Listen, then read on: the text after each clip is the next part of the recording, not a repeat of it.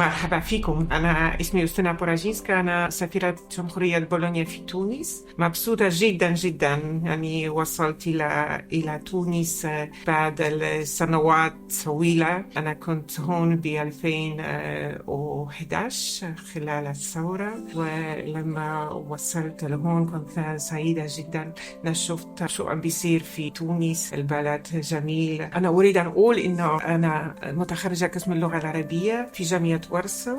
أنا عشت في سوريا 7 سنين، وهذا السبب لفظي شوي من الشرق الأوسط. إن عشت 7 سنين في سوريا، اشتغلت في سفارة، وبعدين أنا اشتغلت في سفارة جمهورية بولونيا في مصر، وبعدين وصلت إلى تونس. في البداية اشتغلت كقائمة في عمال في ليبيا، مقيمة هون بتونس في عمان والسلام. أريد أن أقول كمان إنه سعيدة جدا إنه هذه السنة نحن نحتفل الذكرى 65 سنة من تأسيس العلاقات الدبلوماسية بين بلدينا. وبهذه المناسبة يمكن نقول إنه بولونيا دائما كانت مع تونس. العلاقات بيننا قوية جدا، مو بس هدول 65 سنة بس، هدول العلاقات تأسيسها في القرن 18. وخليني أرجع إلى اللغة الفرنسية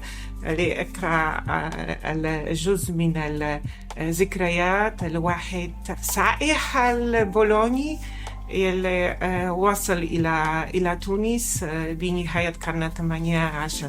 خليني أقرأ شوي من الكتاب عن البولونيين. يعني اكتشفوا تاريخ الاكتشاف تونس من قبل البولونيين في السنوات والقرون الأخيرة. يان بوتوفسكي باللغة البولونية، وهو كتب هذه الكلمات: J'ai promis de parler de l'île de Gerbe.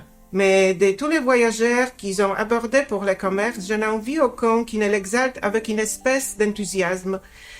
Et moi-même, j'en ai conservé les souvenirs les plus agréables. أنا موافقة 100% مع هاي الصحيح بولوني.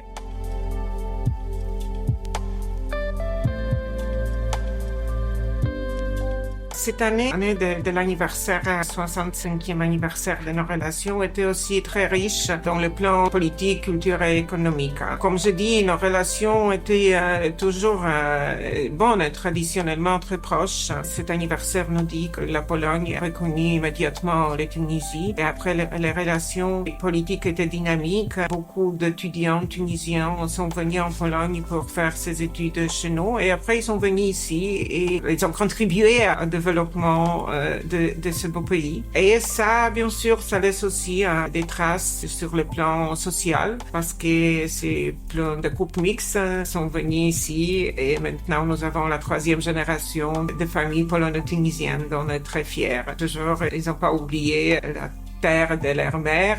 Alors, ce que nous jouons sont les traditions tunisiennes et les traditions polonaises toujours présentes dans les familles ici. Bien sûr, les années de notre transformation ont ralenti un peu les relations extérieures en total, parce que nous étions focalisés sur notre transformation économique et politique qui a exigé beaucoup d'efforts des Polonais. Après, c'était la révolution. On peut arrêter la dynamique et le Covid. Mais cette année, on a redémarré les relations.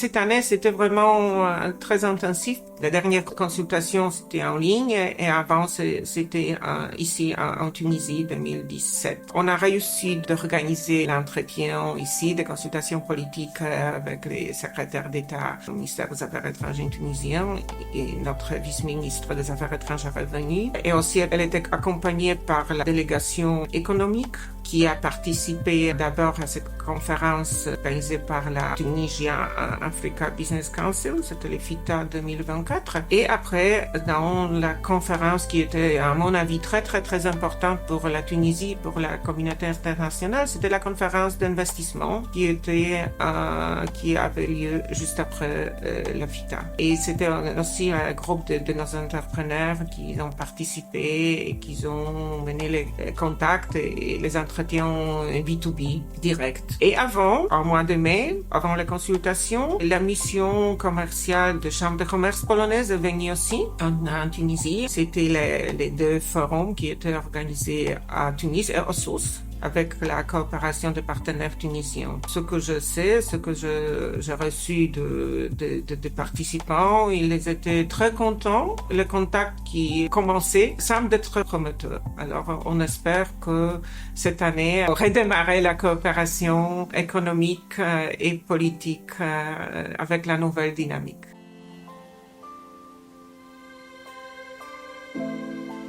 Ce qui est aussi important que la situation en Tunisie aussi a permis aux touristes. Et après le Covid, la situation épidémique est si bonne que les touristes reviennent à Tunisie. Et je peux dire que le nombre de tourisme polonais s'est doublé si on la compare avec le chiffre de temps avant le Covid. Alors l'année passée, c'était 210 000 touristes polonais qui sont venus en Tunisie. J'en suis très fière parce que ça se passe bien, ils sont contents. Et maintenant, en Pologne, on voit les affiches qui réclament la Tunisie et les Polonais sont confiants et ils arrivent. On attend cette année même 300 000 touristes. Peut-être quand vous êtes dans un endroit touristique, vous entendez les conversations en polonais parce qu'ils sont partout maintenant, les Polonais.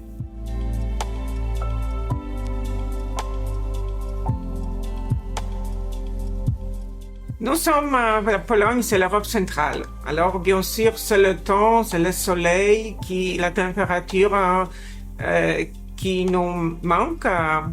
Malheureusement, à cause du changement climatique, en Pologne aussi, nous avons les jours où la température est presque 35, mais c'est être au milieu de trafic des villes, c'est pas la même chose qu'être ici au bord de la mer, en plein soleil, avec les palmiers autour de nous. Alors ça, je pense que c'est le facteur principal.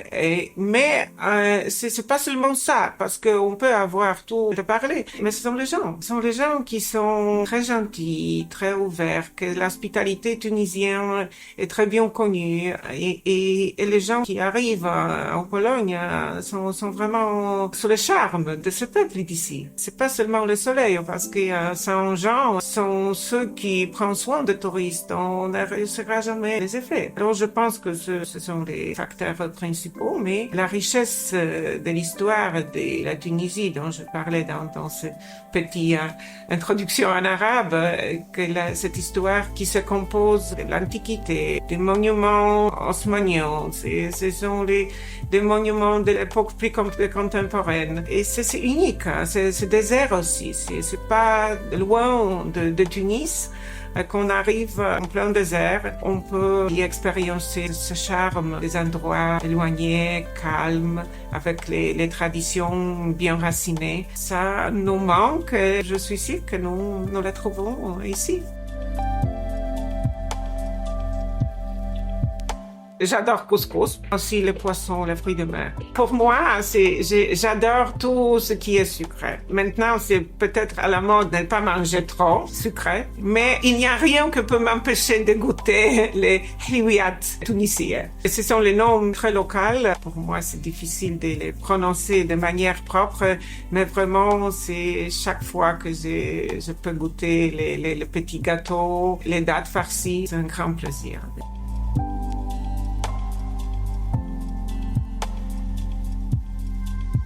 La différence, particulièrement pour quelqu'un qui a étudié la langue arabe, la culture arabe, l'histoire de la région, je ne peux pas dire choquant, mais c'est pas étonnant. Mais pour moi, c'est la langue. Hein. Vous avez entendu que je parle toujours avec l'accent de Moyen-Orient. Et j'étais jeune, je l'ai appris à l'époque, ça reste. Mais j'ai essayé d'apprendre de riche. Et c'est pour la première piège, c'était que j'ai compris que les mots que je connais très bien, le madrasa, ici on utilise le maktab, qui pour moi c'est le bureau. Alors, je lis un paragraphe une fois, deux fois, trois fois. Il y a quelque chose que je ne comprends pas. Et après, je vérifie la traduction que je presque jamais fait et j'ai découvert la grande différence. C'est la langue que vraiment différente de ce que j'ai appris. J'aime bien l'écouter. J'aime bien écouter quand les gens parlent. Mais pour une étrangère, il est vraiment difficile de comprendre de quoi il s'agit. C'est franchement.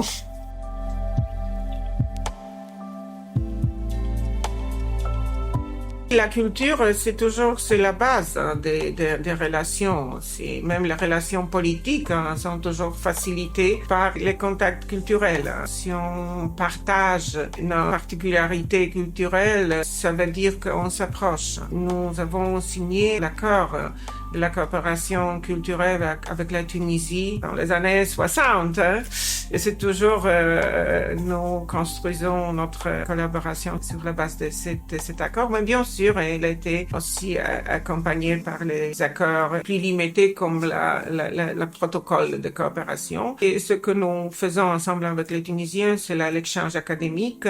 Ce sont des places pour les étudiants tunisiens dans les universités polonaises, y compris cours de polonais s'ils sont intéressés, sinon ils peuvent le faire en anglais. Aussi, nous profitons des places et des bourses pour les étudiants polonais à l'Institut de langue de Bourguiba, où ils peuvent ou maîtriser la langue arabe ou commencer de zéro à l'apprendre. Une autre chose, ce sont les concerts, les événements musicaux qui a été présentés ici. Et pendant les années, ces 65 années, on peut on peut parler assez longtemps de tous ces événements, mais ce que nous faisons maintenant, ce sont les concerts d'artistes. Et une autre chose, nous avons aussi la coopération tuniso-polonaise dans le domaine d'archéologie. C'est la mission conjointe qui travaille en Mustis, c'est un site archéologique dans la même région que Duka. On a fait l'exposition pour montrer un peu à la public ce qu'on fait là-bas. Et on espère que cette coopération avec le musée de Bardo aussi va se développer en avenir. C'est pas seulement 65 ans, c'est aussi avant dans les différentes conditions, dans de différents événements. Pendant la Seconde Guerre mondiale, c'était les unités militaires polonaises au sein des forces armées britanniques qui ont stationné ici à Enfida et qu'ils ont battu pour le monde libre. Nous sommes en train maintenant, en coopération avec les partenaires tunisiens, de mettre la plaque commémorative pour cette unité au musée de la guerre de Lignes. Szanowni Państwo, chciałam Państwa bardzo serdecznie pozdrowić z pięknej Tunezji. Niezmiennie Państwa tu zapraszamy i zachęcamy do przyjazdu. Tunezja ma wiele do zaoferowania. Są tutaj wspaniali ludzie, bardzo sympatyczni, gościnni, piękna przyroda, unikalne zabytki. Jest ambasada na miejscu, także gdyby była potrzebna pomoc, jesteśmy. No i mamy nadzieję Państwa tutaj zobaczyć. Dziękuję bardzo.